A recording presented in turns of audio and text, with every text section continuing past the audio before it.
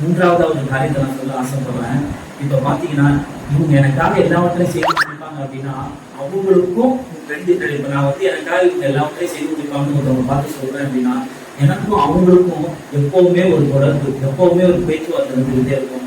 அப்படிதான் கர்த்தர் உங்களுக்காக யாவையும் செய்து முடிப்பாருங்கிறத நீங்க விசுவாசிக்கிறீங்க, நீங்க அவருடைய அன்பை புரிந்து கொண்டீங்க அப்படின்னா அவரோடு கூட எப்பவுமே கனெக்ஷன் இருக்கணும்.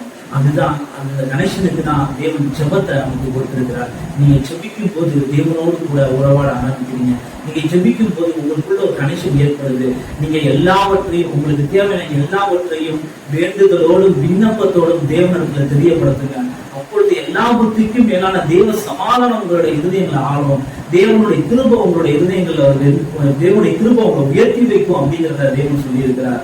நீங்க விசுவாசத்தோடு தேவனுடைய அன்பு ருசி பார்த்தோம்னா உங்களுடைய எல்லா தேவைக்கும் உங்களுடைய எல்லா சூழ்நிலைக்கும் எங்கேயும் போய் நிற்க வேணாம், தேவனுடைய சமூகத்துல காத்துருங்க.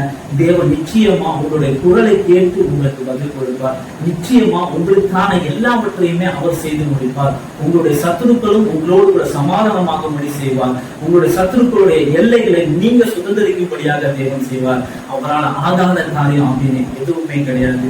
இன்னொரு விஷயத்தை கூட நம்ம புரிந்து கொள்ளணும். தேவனுடைய அன்பு வெளிப்பட்ட இடம் சிலுவையில தன்னுடைய ஜீவனையே கொடுத்தார். அவருடைய விழாவுல ஈட்டியை குத்துனப்ப ரத்தமும் தண்ணீரும் பாய்ந்து வந்தது. இது எதற்கு குறிக்குது அப்படின்னா நம்ம தேவனோடு செபிக்கிறோம்.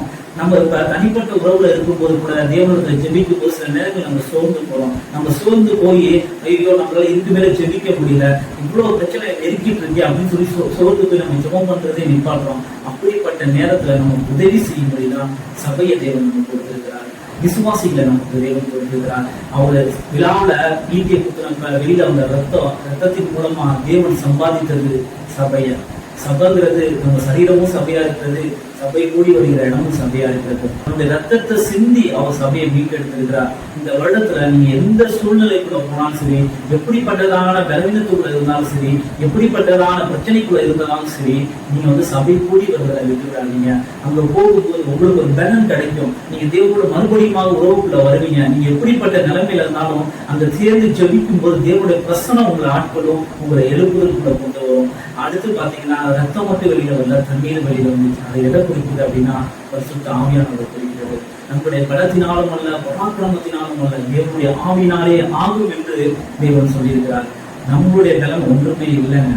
கர்த்தர் எனக்காக யாவை செய்து முடிப்பான்னு சொல்றது யாருன்னா தாவீது. இந்த தாவீது ஒரு மிகப்பெரிய ராஜா, எல்லாவற்றையும் ஜெயித்தவர், எல்லா ராஜ்யங்களையும் பிடித்து கொண்டவர். ஆனா அவர் சொல்றாரு எனக்காக கர்த்தரால மாத்திரம் எல்லாவற்றையும் செய்து முடிக்க முடியும் அப்படின்னு. பரிசுத்த ஆவியின் அபிஷேகத்தோடு நீங்க தொடர்ந்து முன்னேறும் போது உங்களுக்காக கர்த்தர் நிச்சயமா எல்லாவற்றையும் செய்து முடிப்பார். பரிசுத்த ஆவிக்குள்ள நிரம்பி நீங்க செபிக்கும் போது தேவனுடைய அன்பு அளவுக்கு அதிகமா நீங்க ருசி பார்க்க முடியும். விசுவாசத்தோடு கூட தொடர்ந்து ஓட முடியும். உங்களுடைய எல்லைகளை நீங்க சுதந்திரித்துக் கொள்ள முடியும். சிலுவையில தேவன் சொன்னார், நான் எல்லாவற்றையும் செய்து முடித்து விட்டேன் அப்படின்னு. அவர் முடித்த காரியங்களையும் நீங்க இந்த வருடத்துல பார்க்க முடியும்.